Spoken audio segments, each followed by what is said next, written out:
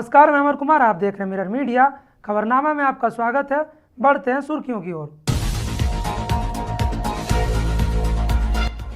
साहिबगंज में गंगा का प्रलय जारी, 3600 लोगों की जिंदगी बनी नर्क।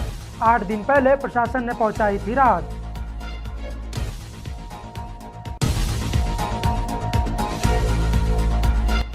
हजारीबाग में नशा मुक्ति अभियान का शुभारंभ, विशेषज्ञ डॉक्टर ने लोगों की जांच की।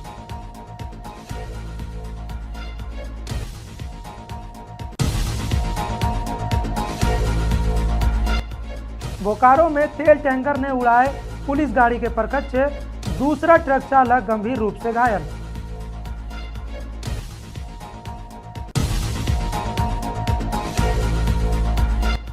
आरएसएसडीआई ने शुरू किया ग्रामीण स्वास्थ्य सेवा अभियान, रतनपुर पंचायत में लोगों की गई जांच।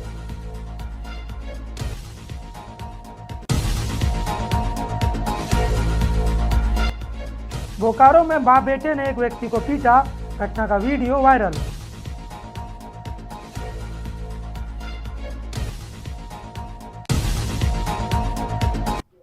अब खबरें विस्तार से। साहिबगंज के राजमहल प्रखंड के गदाई दियारा पंचायत में गंगा का कहर देखने को मिल रहा है। 20 से 25 दिनों से करीब 3600 लोगों की आबादी बाढ़ पीड़ित क्षेत्र में रहने को मजबूर है। इस पंचायत में कुल 14 टोला है, जिसमें 1100 परिवार रहते हैं। स्थिति यह है कि सर से छत तक गायब हो चुका है। इसके साथ ही गंगा नदी की प्रलयकारी लहर पूरे गांव को डुबा चुकी है।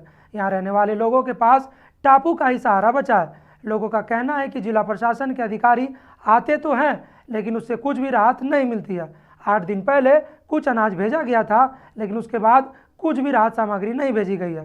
केंद्र और राज्य सरकार भी इस दिशा में कुछ भी ध्यान नहीं दे रही है।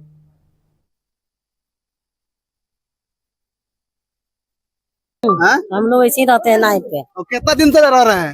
भले 20-25 दिन से रहते हैं। 25 दिन से नाव पर खाते हैं, नाव पर पीते हैं। नावे पर खाते हैं, नावे पर पीते हैं। अच्छा नावे पर झाड़ा पेशाब सब होते हैं। अच्छा नावे पर नहाते हैं, पानी लेके गीज के अच्छा बाल्टी से। अच्छा कपड़ों भी खींचते हैं, नहाते हैं बाल बच्चा सबके। अच्छा तो नावे पर तो हम लोग मचान धर के अपन खाना पीना कुड़िया लटका के बना लेते हैं, खा लेते हैं। क्या करेंगे हम लोग?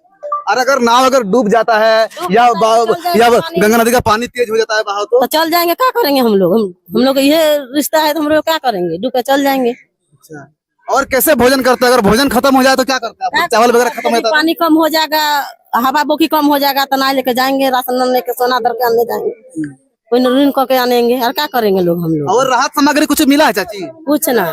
कब से रह रहे हैं? 10-15 हैं?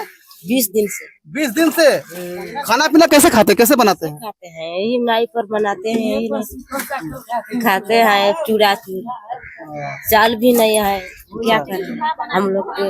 और दिन भर घूमते रहते हैं नाव में? हाँ, दिन। हजारीबाग में विधायक प्रदीप प्रसाद ने रविवार को सार्थक एक पहल के तहत नशा मुक्ति अभियान का शुभारंभ किया।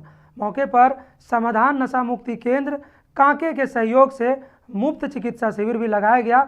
इसमें विशेषज्ञ डॉक्टरों ने लोगों की स्वास्थ्य जांच की और नशे से मुक्ति दिलाने के उपाय बताते। कार्यक्रम में डॉक्टर अमित कुमार ने कहा कि नशा धीरे धीरे इंसान को अंदर से खोखला कर देता है। उन्होंने स्पष्ट किया कि नशे की लत छिपाने के बजाय उपचार कराना जरूरी है, क्योंकि दवाइयाँ और सही परामर्श इस आदत को छोड़ने में काफ़ी मददगार साबित हो सकती है। उन्होंने समाज से अपील की है कि नशा छोड़ने वालों का हौसला बढ़ाए और उन्हें हर संभव सहयोग दें। इसके बाद वहां मौजूद सभी लोगों ने नशा मुक्ति अभियान को लेकर शपथ ली। इसी क्रम में तरंग ग्रुप हजारीबाग ने नाटक और लोकगीत प्रस्तुत कर मौजूद लोगों को नशा मुक्ति का संदेश दिया। रंगारंग प्रस्तुति के माध्यम से समूह ने यह दिखाया कि नशा न सिर्फ व्यक्ति बल्कि पूरे परिवार और समाज को प्रभावित करता है। विधायक प्रदीप प्रसाद ने अपने संबोधन में कहा कि हजारीबाग नशे की चपेट में तेजी से आ रहा है। नशे की वजह से अपराध और सड़क दुर्घटनाएं की जो संख्या है उसमें बढ़ोतरी हो रही है।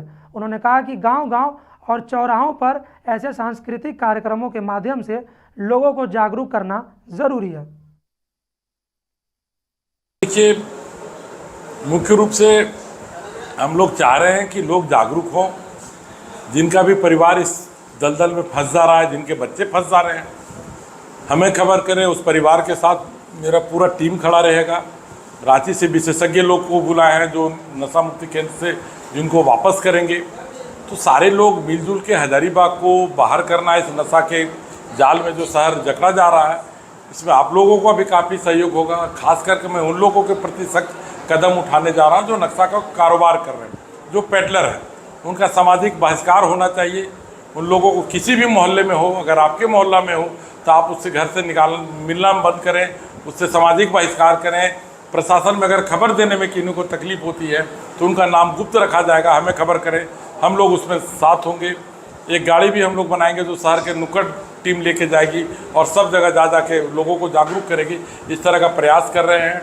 जो भी डॉक्टर और जो भी टीम चाहिए हमारे बच्चों को बाहर निकालने के लिए, उसमें पूरा सहयोग रहेगा। जिनके माता पिता गरीब हैं, जिनको इससे नहीं कुछ हो पा रहा है, तो हमें संपर्क करें, उनका पूरा खर्च भी हम नीचे। बोकारो के सेक्टर 12 थाना क्षेत्र में उकरीत मोड़ पर शनिवार की शाम बड़ा हादसा हो गया। बारी कोऑपरेटिव की ओर से तेज रफ्तार से आ रहे एक तेल टैंकर ने पुलिस की पेट्रोलिंग गाड़ी को जोरदार टक्कर मार दी। टक्कर इतनी भयानक थी कि पुलिस गाड़ी डिवाइडर पर चढ़ गई और उसके पड़खच्चे उड़ गए। हादसे में डिवाइडर किनारे खड़ा कोडरमा जिले के जयनगर निवासी ट्रक चालक राजकुमार यादव गंभीर रूप से घायल हो गए। उनके सिर और पैर में गहरी चोट आई है। स्थानीय लोगों की मदद से उन्हें तत्काल बोकारो जनरल अस्पताल पहुंचाया गया, जहां उनकी हालत गंभीर बनी हुई है। दरअसल नो एंट्री होने के कारण चालक राजकुमार अपने ट्रक को खड़ा करके सड़क के किनारे खड़ा था, तभी यह हादसा हो गया। प्रत्यक्षदर्शियों ने बताया कि उस वक्त पुलिस पेट्रोलिंग टीम गाड़ी से उतरकर ट्रैफिक का जायजा ले रही थी, तभी अचानक तेज रफ्तार तेल टैंकर ने खड़ी गाड़ी को जोरदार टक्कर मार दी। इस हादसे में पुलिसकर्मी बाल बाल बच गए, लेकिन दूसरा ट्रक चालक राजकुमार इसकी चपेट में आ गया। सूचना मिलते ही सेक्टर 12 थाना प्रभारी दलबल के साथ मौके पर पहुंचे और दुर्घटनाग्रस्त वाहन को हटवाया। थाना प्रभारी ने अस्पताल जाकर घायल की स्थिति का जायजा भी लिया और फोन पर परिजनों को सूचना दी। पुलिस ने तेल टैंकर को जब्त कर लिया है, जबकि उसका चालक मौके से फरार हो गया। हमें ये सूचना मिली कि अभी तुरंत कोई पेट्रोलियम गाड़ी टैंकर वाला था, वो आकर के गाड़ी जो है बीच रोड में खड़ा था और मार के वो चल दिया। लेकिन बात तो मार के चल दिया इस पे नहीं है। आखिर कल से जो ये रोड पूरा जाम है, आखिर किसके कारण? क्या जितने भी ड्राइवर खलासी हैं इनके लिए भोजन और पानी का व्यवस्था किया गया है? नहीं किया गया। जाहिर सी बात है कि वो भी कहीं ना कहीं वो भी भूखा प्यासा होगा, वो भी डिप्रेशन में होगा। और ये प्रशासन के लोग यहाँ पे सभी लोगों को कतारबद्ध किए हुए हैं, तो कतारबद्ध करने के बावजूद इनको मानवता के आधार पर इस चीज़ को जो है उनके ड्राइवर और खलासी को कम से कम पानी और भोजन का व्यवस्था करना चाहिए था।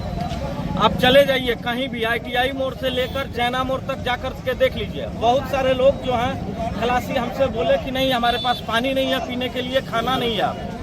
उनको दूर दूर से ले जाकर के उनको व्यवस्था किया गया जहां तक हुआ। लेकिन दुर्भाग्य है यहाँ पर ट्रैफिक पुलिस के रहते हुए फिर भी ये अनियंत्रित होकर के ये घटना घटी है। लेकिन प्रशासन चलिए त्वरित कार्रवाई करते हुए टैंकर को पकड़ लिया। इसके लिए घटना कैसे घटी, क्या हुआ था यहाँ पर, कैसे गाड़ी खड़ा था और पेट्रोलियम जो टैंकर है वो मार के निकला है। पकड़ा गया क्या? हाँ, अभी जैसा बोले मिथिलेश जी कि हाँ वो गाड़ी को पकड़ लिए हैं हम लोग, तो ये ठीक है। लेकिन इस घटना को देखना होगा शुरू से कि आखिर ये घटना कैसे घटी। और हमें लगता है कि ये कहीं ना कहीं सरकार का भी इसमें दोष है, क्योंकि रोड को कल सुबह से या रात्रि से 2 बजे के बाद से लगभग रोड बाधित है और सभी ड्राइवर खलासी भूखे प्यासे होंगे, इसमें कोई लेकिन परंतु नहीं है। हमें लगता है कि 10 से 12 किलोमीटर का ये रोड है और 10-12 किलोमीटर में लगभग लंबी कतार लगी हुई है और सभी ट्रांसपोर्ट वाले जो हैं दूर दूर के हैं, बोकारो के कुछ एक होंगे तो उनकी तो सुविधा मिल गया होगा। धनबाद के रतनपुर पंचायत के कमारडी गांव में रविवार को research society for study of diabetes in India Jharkhand की ओर से ग्रामीण आउटरीच कार्यक्रम का शुभारंभ किया गया। मौके पर विधायक चंद्रदेव महतो सहित अन्य लोग मौजूद रहे। दीप प्रज्वलित कर कार्यक्रम की शुरुआत की गई। इस दौरान डॉक्टर अजय पटवारी, डॉक्टर UK ओझा सहित तमाम डॉक्टर मौजूद रहे। जानकारी देते हुए डॉक्टर अनुज महेश्वरी, नवनिर्वाचित राष्ट्रीय अध्यक्ष RSSDI ने कहा कि यह 3 साल की परियोजना है, जिसके तहत झारखंड के चयनित गांवों को गोद लेकर ग्रामीणों के स्वास्थ्य की नियमित जांच की जाएगी। इस दौरान ग्रामीणों की शुगर, ब्लड प्रेशर, हृदय, किडनी, लीवर, कोलेस्ट्रॉल संबंधी बीमारियों की निःशुल्क जांच की जाएगी। इसके अलावा बीपी और शुगर मशीनें भी मुफ्त में दी जाएंगी। डॉक्टर्स का पूरे राज्य स्तरीय जो संगठन है RSSBI, उसके द्वारा रतनपुर पंचायत के कुमारडी को गोद लिया गया है। ये डायबिटीज पर विशेष रूप से काम करते हैं और अभी देखा जा रहा है कि हर घर में डायबिटीज के पेशेंट दिखने को मिलते हैं, तो उनको कैसे रोके और डायबिटीज का दुष्प्रभाव से जो शरीर के दूसरे अंग, महत्वपूर्ण अंग को क्षति पहुंचता है, समय रहते उसका यदि रोका जाए, तो इसलिए आज एक कैंप लगाया गया है। गोद लेने का हम लोग स्वागत करते हैं, धन्यवाद देना चाहते हैं, शुक्रगुजार हैं इस संगठन का, डॉक्टर्स का, जो इन लोगों ने ऐसा पहल शुरू किया। इसका प्रचार प्रसार हम लोग कोशिश करेंगे कि आने वाला समय पूरे गोविंदपुर सिंदरी विधानसभा क्षेत्र में हो, लोग जागरूक हो और इस बीमारी को जड़ से खत्म करने की ओर आगे बढ़े। जैसा अभी पहले भी बताया, RSSBI जो कि डायबिटीज से संबंधित रिसर्च के लिए समर्पित संस्था है, अब वो डायबिटीज से संबंधित जन आंदोलन और जन सहयोग में भी अपना पूरा पार्टिसिपेशन, पूरा सहयोग करने जा रही है। जिसके वजह से हम लोगों ने प्रदेश के सभी 26 राज्यों में ये तय किया है कि सब जगह हम लोग कुछ विलेजेस को अडॉप्ट करेंगे और उन विलेजेस में ये देखेंगे कि वहाँ डायबिटीज का प्रभाव कितना है और जो लोग डायबिटीज से पीड़ित हैं उनको उससे बचने, उससे उनको ठीक होने के लिए, जो पीड़ित नहीं है उनको उससे बचने के लिए तरीके बताएंगे। और इसमें हमारी स्टेट यूनिट, जैसे झारखंड में यहाँ पटवारी जी के नेतृत्व में और दूसरे प्रदेशों में दूसरे लोग हैं, वो लोग इसको आगे चलाएंगे और हमारी जो नेशनल बॉडी है उसमें ऊपर से सहयोग देती रहेगी जब ये लोग चाहेंगे। बोकारो के चास में घर के आगे से आवारा कुत्तों को भगाने के बाद व्यक्ति की पिटाई करने का मामला सामने आया। पिटाई करने का एक वीडियो भी वायरल हो रहा है। इसमें रामचंद्र गुप्ता और उसके बेटे शुभम गुप्ता विभूति गुप्ता नामक व्यक्ति की पिटाई लाठी, डंडे और रॉड से करते नजर आ रहे हैं। मामले की शिकायत चास पुलिस से की गई है। घायल विभूति गुप्ता ने बताया कि रात के वक्त घर के बाहर आवारा कुत्तों को भगाकर गेट बंद कर रहे थे। इस दौरान रामचंद्र गुप्ता और शुभम गुप्ता ने इसका विरोध करते हुए लाठी डंडे से पिटाई शुरू कर दी।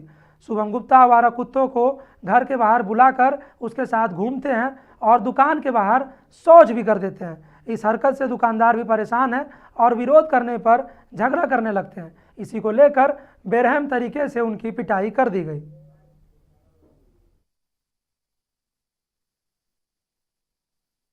क्या घटना हुई थी आपके साथ? 12 तारीख को रात में 9:30 बजे में है ना खाना वाना खा के अपने घर के गली में कुत्ते लोग, रोड वाले कुत्ते 7-8 गो थे, जो उन्हें भगा के दरवाज़ा बंद करके जैसे ही अपने घर के गली में घुस रहा था, उसे ही मेरे भाई रामचंद्र गुप्ता और मेरा भतीजा शुभम गुप्ता दोनों ने रड और डंडे से मेरे ऊपर प्रहार कर दिए, जिससे मैं बचने का कोशिश करने लगा।